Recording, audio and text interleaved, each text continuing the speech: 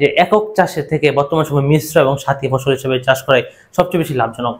আমার আসলে ভাবতে অবাক লাগে যে আমাদের দেশে এখনো অনেক মৎস্যচাষী ভাইরা এত পরিমাণ লোভী রয়েছে, কিছু মৎস্যচাষী ভাই তাদেরকে বলা হচ্ছে যে 5 মাসে 1 কেজি হবে, তারপরে তারা ওইখান থেকে মাছ নিচ্ছে। আসলে 5 মাস তো 1 কেজি তেলাপিয়া মাছ কোনোভাবে হবে না।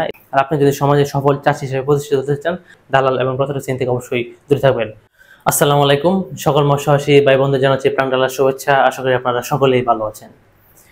প্রিয় দর্শক, আমাদের বাংলাদেশে যে মাছ চাষগুলো হয়ে থাকে তার মধ্যে সিংহভাগ মাছ বর্তমানে আমার কাছে মনে হচ্ছে কার্প জাতীয় মাছ, তেলাপিয়া।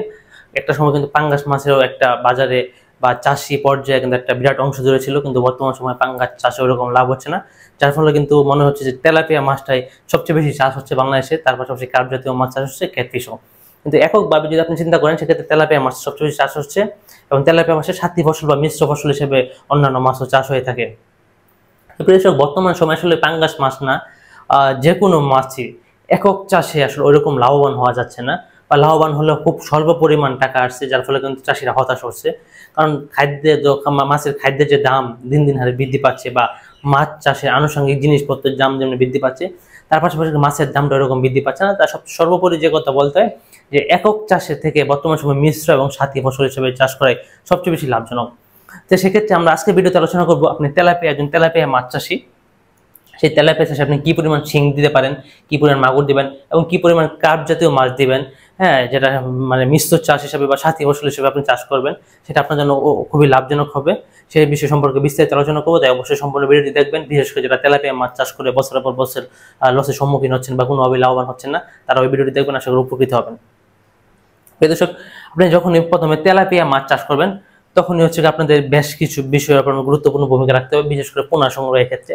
যদি আপনারা গুণগত মানসম্পন্ন মাছের পোনাটা সংগ্রহ করতে না পারেন, বিশ্বাস করেন আর কোনো কিছুই আপনাকে মাছ চাষে লাভবান হতে পারবে না। কারণ তেলাপিয়া মাছ চাষ করতে গেলে আপনাকে অবশ্যই মনোসেক্স তেলাপিয়া মাছের পোনাটা সংগ্রহ করতে হবে, যেটাকে 28 দিন, পূর্ণ 28 দিন বিশেষ 3টি ধাপে হরমোন ট্রিটমেন্ট করা হয়েছে, সেই তেলাপিয়া মাছের পোনাটা আপনাকে সংগ্রহ করতে হবে। তাহলে কেবল আপনি মাছ চাষে লাভবান হতে পারবেন। এবং ওই হরমোন ট্রিটমেন্ট হলে হবে না, এই মাছটার যাতে মানে যে মাছ থেকে তাদের বাচ্চা সংগ্রহ করা হয় সেটা উন্নত জাত কিনা, হ্যাঁ, সেটা জেনেটিক্যালি ইমপ্রুভ ফার্ম তেলাপিয়া কিনা বা গিফট জাতের তেলাপিয়া কিনা, সেটা আপনাকে জানতে হবে, এবং ইনব্রিডিং মুক্ত কিনা সেটা আপনাকে জেনে তারপর পোনাটা সংগ্রহ করতে হবে। এখন কথা হচ্ছে যে বর্তমান সময় যে অনলাইন প্ল্যাটফর্মে সবাই তো একই কথা বলে থাকে যে 28 দিন হরমোন ট্রিটমেন্ট হয়েছে, 29 দিন হরমোন ট্রিটমেন্ট হয়েছে, হ্যাঁ, আমাদের তেলাপিয়া এই 4 মাসে 5 মাসে 1 কেজি হয়। আমার আসলে ভাবতে অবাক লাগে যে আমাদের দেশে এখনো অনেক মৎস্যচাষী ভাইরা এত পরিমাণ লোভী রয়েছে, কিছু মৎস্যচাষী ভাই তাদেরকে বলা হচ্ছে যে 5 মাসে 1 কেজি হবে, তারপরে তারা ওইখান থেকে মাছ নিচ্ছে। আসলে 5 মাস তো 1 কেজি তেলাপিয়া মাছ কোনোভাবে হবে না। এটাতে আপনি মানে রাবার না যে টাইম না বড় করবেন, এটাকে আপনার খাদ্যের মাধ্যমে চাষ করতে হবে, এবং এটা নির্দিষ্ট সময় পর্যন্ত আপনাকে চাষ করতে হবে। তাই আপনাকে অবশ্যই সাবধানতা অবলম্বন করবেন, দালাল এবং প্রতারক শ্রেণী থেকে বিরত থাকবেন, এবং গুণগত মানসম্পন্ন তেলাপিয়া মাছের পোনা সংগ্রহ করবেন। এখন কথা হচ্ছে এই তেলাপিয়া মাছের পোনাটা কোথায় পাবেন? আপনারা বর্তমানে বাংলাদেশে অনেক স্বনামধন্য হ্যাচারি রয়েছে, তাদের কাছে সংগ্রহ করতে পারেন। যদি আপনারা সংশয়ে থাকেন বা দ্বিধাদ্বন্দ্বে পরে থাকেন, সেক্ষেত্রে চাইলে আপনারা আমাদের কাছ থেকে আমাদের উৎপাদিত বিবিএস তেলাপিয়া মাছের পোনাটা সংগ্রহ করে আপনি মাছ চাষে সফল হতে পারেন। 2002 সাল থেকে আমরা মনোসেক্স তেলাপিয়া মাছ উৎপাদন এবং বিক্রি প্রক্রিয়া শুরু করেছি। লক্ষ লক্ষ মৎস্যচাষী আমাদের হ্যাচারি থেকে পোনা সংগ্রহ করে লাভবান হয়েছে। তার জন্য রয়েছে আমাদের যেমন সঠিক মানসম্পন্ন মাছের পোনা, এবং সঠিকভাবে হচ্ছে আমরা হরমোন ট্রিটমেন্ট করে থাকি, তার পাশাপাশি সঠিক গাইডলাইন বই, এটা একটি আপনাকে সমাজে সফল চাষী হিসেবে প্রতিষ্ঠিত করবে। বিশেষ করে তেলাপিয়া মাছের সাথে আপনি শিং মাছ, মাগুর মাছ, কার্প জাতীয় মাছ চাষ করবেন, সেক্ষেত্রে পরিমাণটা কেমন হবে দেখেন। আমাদের দেশে আরেক মৎস্যচাষী বাইরে, আরেক ধরনের মৎস্যচাষী বাইরে হচ্ছে তারা অধিক গণতে মাছ চাষ করতে চায়, কিন্তু শেষে মাছের সম্মুখীন হয়। অধিক গণতে মাছ চাষ করতে গিয়ে মাছ চাষে কোনো না কোনো রোগ লেগেই থাকে, মাছ চাষ সফলভাবে হয় না। সেক্ষেত্রে আপনাকে অবশ্যই গণত্বটা মেনটেন করে আপনাকে চাষ করতে হবে। আপনার প্রথমে আপনি যে কাজটি করবেন, যে আপনি এই মাছ চাষ করতে গেলে যে পুকুর নির্বাচন, সেটি আপনাকে সুন্দরভাবে করতে হবে। আমি সব ভিডিওতে বলে থাকি যে পুকুর নির্বাচনই হচ্ছে মাছ চাষের সফলতা মূল চাবিকাঠি। আপনাকে মিনিমাম হচ্ছে গিয়ে 50% প্লাস পুকুরটা নির্বাচন করতে হবে। হ্যাঁ, 50% প্লাস পুকুর নির্বাচন করবেন। পুকুরে পানি গভীরতা মিনিমাম 6 থেকে 7 ফিট বা সর্বনিম্ন 5 ফিট থাকে, সেদিকে আপনাকে অবশ্যই লক্ষ্য রাখতে হবে। তারপর হচ্ছে পুকুরটা সঠিকভাবে প্রস্তুতি করবেন। প্রস্তুতির ক্ষেত্রে হচ্ছে গিয়ে কাদাটা অপসারণ করবেন। অপসারণ করার পর সঠিক পরিমাণে চুন এবং লবণের সাথে পটাশ দিয়ে তারপর হচ্ছে কি আপনারা লবণ পটাশটা দিয়ে আপনারা পুকুরটা প্রস্তুত করে নিতে পারেন। তারপর হচ্ছে মাছ ছাড়ার পরে হচ্ছে জীবাণুনাশক দেবেন। জীবাণুনাশকের পর হচ্ছে আপনারা প্রোবায়োটিক ইউজ করতে পারেন। তেলাপিয়া মাছ চাষ করতে গেলে আপনাকে অবশ্যই নার্সিং করতে হবে। নার্সিং করার পর হচ্ছে এই মাছটি মজুত করতে হবে। দর্শক, এখন আসি যে তেলাপিয়া মাছের সাথে আপনারা কি পরিমাণ মাছ মজুত করবেন। দেখেন, আপনি যখনই কার্প জাতীয় মাছ বা শিং মাগুর মাছ মজুত করবেন, তখন আপনাকে অবশ্যই লক্ষ্য রাখতে হবে। কারণ এটা একটা পুকুর, হ্যাঁ, সেক্ষেত্রে কার্প জাতীয় মাছ যখন আপনি দিবেন, সেক্ষেত্রে অবশ্যই পুকুরের 3টি স্তরে আপনাকে মাছ দিতে হবে। এটা উপরের স্তর, মধ্যম স্তর, নিচু স্তর। আর একে শিং এবং মাগুর যেহেতু নিচু স্তরে থাকে, সেক্ষেত্রে আপনাকে অবশ্যই একটু সাবধানতা অবলম্বন করে তারপর মাছটা দিতে হবে। দর্শক, আপনি যখন এইভাবে তেলাপিয়া মাছ চাষ করবেন, তখন তেলাপিয়া মাছের গন্তটা কেমন হবে দেখেন। আমরা জানি যে প্রতি শতাংশে তেলাপিয়া মাছ উৎপাদন করা যায় 70 থেকে 80 কেজি মাছ আপনি নর্মাল উৎপাদন করতে পারবেন। যদি আপনার এয়ারডোর ইউজ করেন, সেক্ষেত্রে পরিমাণটা আরো বাড়বে। সেক্ষেত্রে যদি আমরা নর্মালি চাষ করেন, সেক্ষেত্রে সেই ব্যবস্থাপনা সম্পর্কে আলোচনা করব। আপনি যখনই হচ্ছে গিয়ে তেলাপিয়া, শিং, মাগুর এবং কার্প মাছের মিশ্র চাষ করবেন, সেক্ষেত্রে আপনাকে একটা সঠিক ঘনত্ব আপনাকে মেনটেন করতে হবে। কিন্তু ব্যাপারটি হচ্ছে যে এই তেলাপিয়া মাছ কিন্তু আপনি যখন চাষ করবেন, হ্যাঁ, তেলাপিয়া মাছ যখন চাষ করবেন, তেলাপিয়া মাছের চাষকাল সময় হচ্ছে গিয়ে মোটামুটি 4 মাস থেকে 4.5 মাসে এই মাছটি বাজারজাত করা যায়। 4 মাসে দেখবেন যে মাছ 3টা গিয়ে চলে আসছে। 4 মাস 5 দিন বা 10 দিন সময় লাগতে পারে সর্বোচ্চ। এটা আসলে পুকুরের পরিবেশ, খাদ্য ব্যবস্থাপনার উপর নির্ভর করে এটা এদিক সেদিক হয়ে থাকে। যদি আপনারা আমাদের গাইডলাইন মেনে চাষ করেন, সেক্ষেত্রে 4 মাস বা 4 মাস 5 দিনে হচ্ছে গিয়ে আপনারা 3টা কেজি আসতে পারে তেলাপিয়া। কিন্তু শিং মাগুর তো আর 3 মাস আসবেন। শিং মাগুরের জন্য আপনাকে মিনিমাম 6 থেকে 7 মাস অপেক্ষা করতে হতে পারে। মাগুরের জন্য আপনাকে অপেক্ষা করতে হতে পারে 6 মাস।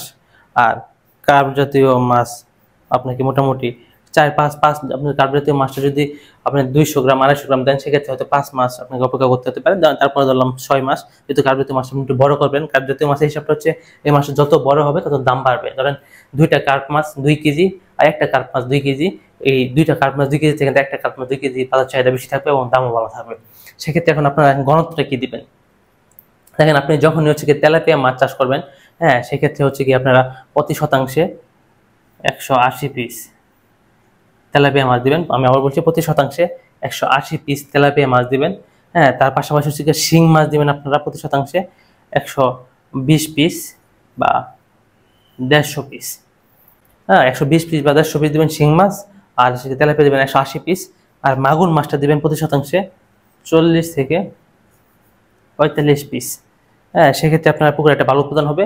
তারপরে হচ্ছে যে কার্প জাতীয় মাছের ক্ষেত্রে আপনাকে যে কাজটি করতে হবে, কার্প জাতীয় মাছের জন্য আপনারা উপরের স্তরে দিবেন 2টি, মধ্যম স্তরে দিবেন 3টি, আর নিচের স্তরে দিবেন 1টি। এই মোটামুটি 6টি মাছ আপনারা প্রতি শতাংশে দিবেন। সেক্ষেত্রে আশা করি একটি ভালো উৎপাদন হবে। প্রিয় দর্শক, অনেকে হচ্ছে তেলাপিয়া মাছ 2টা কেজি করেন, সেক্ষেত্রে হয়তো 5 মাস 5.5 মাস সময় লাগতে পারে 2টা কেজি করতে তেলাপিয়া মাছ।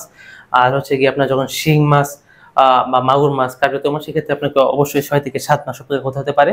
আর সে কার্প জাতীয় মাছের ক্ষেত্রে মোটামুটি 6 মাস আপনাকে অপেক্ষা করতে হতে পারে যদি আপনি 250 গ্রাম ওজন দেন। কারণ কার্প জাতীয় মাছ যত বড় হবে, তত আপনার জন্য মাছ চাষে সুবিধা হবে।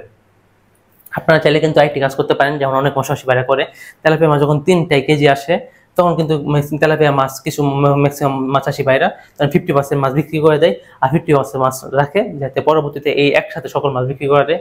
বা আবার অনেকেই যে কাজটি করে, শুধু তেলাপিয়া মাছ বিক্রি করে দেয়, বাকি মাছগুলো পুকুরে রাখে এবং পরবর্তীতে আবার তেলাপিয়া মাছ হচ্ছে এই পুকুরে দিয়ে মোটামুটি 8 মাসে এই মাছগুলো তুলে আর হচ্ছে তেলাপিয়া মাছ 2টা কোর্স সম্পন্ন করে। কৃষক আপনারা চাইলে কিন্তু এভাবে এই মাছটি চাষ করতে পারেন। 6 প্রতি শতাংশে হচ্ছে 6টি করে কার্প জাতীয় মাছ দিবেন। সেক্ষেত্রে আশা করি আপনার ভালো একটি উৎপাদন হবে। উপর স্তরে একটা সিল বা একটা কাতল দিতে পারেন, মধ্যম স্তরে 3টা রুই দিবেন, নিচের স্তরে একটা মৃগেল, তারপর আরেকটির জন্য হচ্ছে একটি কার্পু বা গইন্না, এগুলো আপনার এলাকার চাহিদা অনুযায়ী আপনারা দিতে পারেন। সেক্ষেত্রে আশা করি ভালো একটা উৎপাদন হবে। প্রিয় দর্শক, আপনি যখন এভাবে মাছ চাষ করবেন, তখন আপনাকে অবশ্যই 35 থেকে 30% প্রোটিন সমৃদ্ধ খাদ্য দিতে হবে। শেষের দিকে চাইলে ফিনিশিং পর্যায়ে আপনি চাইলে 28% করতে পারেন, বা 28% করলে সবচেয়ে বেশি ভালো হয় তেলাপিয়া মাছ চাষের ক্ষেত্রে। আর এক্ষেত্রে আপনারা যদি সাথী ফসল হিসেবে চাষ করছেন, সেক্ষেত্রে আপনারা যে কাজটি করবেন যে শুধু হচ্ছে তেলাপিয়া মাছে খাদ্য দিলে হবে, তার পাশাপাশি এই মাছগুলো একটি বাড়তি উৎপাদন হবে। কিন্তু সবচেয়ে বেশি ভালো হয় আপনি যদি এই শিং মাছ এবং মাগুর মাছকে উদ্দেশ্য করে আপনারা সন্ধ্যার সময় বা শিং মাছকে উদ্দেশ্য করে আপনারা সন্ধ্যার সময় খাবারটা দেন, সেক্ষেত্রে সবচেয়ে বেশি ভালো হয়। ধরেন সপ্তাহে 2 দিন 3 দিন আপনারা শিং মাছকে উদ্দেশ্য করে সন্ধ্যাবেলায় তাদেরকে কিছু খাবারটা দিলেন, সেক্ষেত্রে একটি ভালো উৎপাদন হবে। আর মোটামুটি আপনাকে অবশ্যই প্রোটিন পার্সেন্টেজ ঠিক রাখতে পারলে 28, 30 এবং 35%, সেক্ষেত্রে আশা করি ক্যাটফিশও ভালো একটা উৎপাদন হবে। কারণ আমরা জানি যে ক্যাটফিশ চাষ করতে গেলে আপনাকে 30% প্রোটিন সমৃদ্ধ খাদ্য লাগে বা শেষের দিকে 28% প্রোটিন সমৃদ্ধ খাদ্য লাগে। সেক্ষেত্রে যদি আপনারা এই 30, 28 এবং 35% প্রোটিন সমৃদ্ধ খাদ্যটা ঠিক রাখতে পারেন, সেক্ষেত্রে আশা করি একটি ভালো উৎপাদন হবে। আর আপনারা সবসময় চেষ্টা করবেন যে ওই যখন আপনারা শিং মাছ বা মাগুর মাছে দিবেন, মাগুর মাছের চেষ্টা করবেন হচ্ছে গিয়ে 800 থেকে 1000 কেজি ভিতরে দেওয়ার জন্য, সেক্ষেত্রে আর এটা একটি ভালো ফলাফল হবে। আর যদি শিং মাছটা দেন সেক্ষেত্রে যদি দুটো উৎস থেকে সংগ্রহ করেন সেক্ষেত্রে হচ্ছে গিয়ে আপনার 4 থেকে 5000 মাছ সংগ্রহ করে, লাইনের মাছটা সংগ্রহ করে তারপর কিছুটা নার্সিং করে আপনার তেলাপিয়া মাছের সাথে দিলেন, সেক্ষেত্রে ভালো একটা উৎপাদন হবে। আপনার পুকুর যদি 1 একরের বেশি হয় সেক্ষেত্রে আপনারা কাপ জাতীয় মাছ দিবেন 250 গ্রাম করে, কাপ জাতীয় মাছের ওজনটা থাকবে 250 গ্রাম। আর যদি পুকুর 1 একরে ছোট হয় সেক্ষেত্রে সেটা 150 গ্রাম থাকবে কার্প জাতীয় মাছের গড় ওজনটা, এভাবে আপনার দিলে। এবং কার্প জাতীয় মাছের ক্ষেত্রে পুরাতন চাপের মাছটা দেওয়ার চেষ্টা করবেন যদি আপনার এই মাছ চাষে লাভবান হতে চান। আর তেলাপিয়া মাছে আপনি এভাবে যদি চাষ করতে পারেন প্রিয় দর্শক, আশা করি আপনারাও তেলাপিয়া মাছ চাষ করে আপনারা অবশ্যই লাভের সম্মুখীন হবেন এবং অবশ্যই একটি ভালো ফলাফল হবে এবং ভালো উৎপাদন হবে। কারণ একক চাষ থেকে মিশ্র চাষ এবং সাথী ফসলের চাষটা বর্তমান সময় সবচেয়ে বেশি লাভজনক হয়ে উঠেছে। সেক্ষেত্রে এই পদ্ধতিটা বর্তমান সময়ে আমাদের অনেক মৎস্যচাষী ভাইরা এভাবে চাষ করে তারা সফল হচ্ছে। প্রিয় দর্শক, এই ছিল আমাদের আজকে ভিডিওতে বিস্তারিত আলোচনা। আর আপনি যদি সমাজে সফল চাষী হিসেবে প্রতিষ্ঠিত হতে চান তাহলে আপনাকে অবশ্যই সঠিক গুণগত মানসম্পন্ন পোনা এবং সঠিক একটি গাইডলাইন প্রয়োজন, এবং কিভাবে চাষ করুন সেটার জন্য অবশ্যই প্রয়োজন। তার জন্য কিন্তু আমরা বাই বাই হ্যাচারি নার্সারি পরিবার রয়েছে আপনাদের পাশে। আপনারা আমাদের কাছে মিঠা পানিতে চাষযোগ্য যে কোনো মাছের পোনা এবং একটি বিনামূল্যে সঠিক গাইডলাইন বই, তার পাশাপাশি বিক্রিয়ত সেবা পেয়ে যাবেন একদম বিনামূল্যে। তাই প্রিয় দর্শক, আপনারা আর দেরি না করে যারা সফল চাষী হিসেবে প্রতিষ্ঠিত হতে চান তারা অবশ্যই আমাদের স্ক্রিনে থাকা নাম্বার যোগাযোগ করবেন। দালাল এবং প্রতারক চেইন থেকে অবশ্যই দূরে থাকবেন। আজকে ভিডিওতে দীর্ঘায়িত করতে চাচ্ছি না, আমাদের পরবর্তী ভিডিও আসা পর্যন্ত সকলের সুস্বাস্থ্য এবং সুদীর্ঘ কামনা করে এখানে বিদায় নিচ্ছি। আসসালামু আলাইকুম।